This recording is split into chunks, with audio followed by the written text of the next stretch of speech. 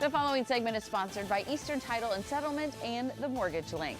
The real estate top performers have the latest info about interest rates and the housing market. So this morning I'm joined by Yvonne Lee of Keller Williams Capital Properties, Ben Goldman of Eastern Title and Settlement. But first, Carrie Real, as always, has our deal of the day. Welcome, everybody. Thank you. Carrie, what you got for us? Good morning. Well, we've got some lower rates. We're on a 30-year fixed rate, 80% loan to value, 720 credit scores on a purchase with a $400,000 loan amount. We've got 5 3/8% with 2 points, an APR of 5.6. That's 3/8% lower than where we were 2 weeks ago. Oh, wow. And with everything, we're going to get into the interest rates and everything, but that's why these deals of the day are so important for people to take advantage of. Yeah, we've got a good window right now. Rates have dipped back down, so if you are in the market to purchase, now's an excellent time. Okay. All right, let's get to this, Yvonne.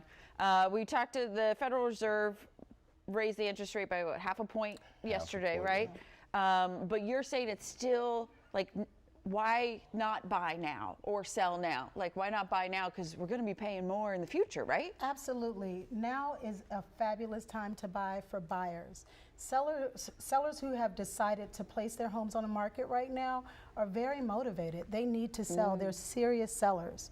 And buyers have an opportunity to negotiate on closing costs and save money on their out-of-pocket and save money on their repair costs. For years, people were going in as is, and they had to buy the house exactly as it is, and with the repairs needed and so forth. Now they can get in and ask the sellers to repair for future repairs and current repairs, as well as paying the closing costs. It's an excellent time to buy. So it's like almost a 180 from what we saw before, where sellers were trying to sell, because they could get higher prices, they could get more money, they didn't have to do all those things. Now, if somebody's putting their house on the market, they need to sell because they're need to go somewhere else for the most part, right? They're so much more motivated. Absolutely. They need to sell for whatever the reason. Maybe their family is growing, maybe they're relocating, but they need to sell. And the buyers who are in the market are taking advantage of that.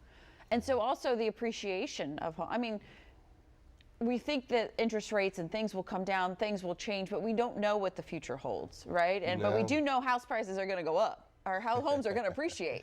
Well, we hope so. I mean, we discussed before, Bloomberg came out with their article and they're projecting 3% appreciation for next year.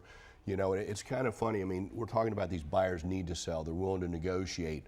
It's a change from where we were, you know, 6, 7, 8 months ago, where you put your house on the market, they escalate, you're in huge competition. You know, it's still by definition, it's a seller's market because the inventory is still lower than, you know, 7 months of inventory. But you can go out there and you can negotiate with the sellers. You can get some seller concessions, but the appreciation will still occur because inventory is still so low. That's what we're everybody's at about 1.5 months right now for inventory, and the national average on a healthy market is 6 months. So he's exactly right. All right, and so also with the interest rates and everything, they are predicting that nothing's going to change in 2023.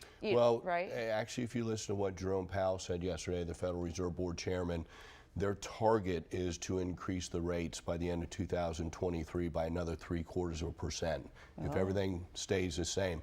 Now, it's kind of funny, that's the federal fund and discount rates. Right. Any increases they make don't necessarily go directly into mortgage interest rates. Yesterday, they went up 0.5%.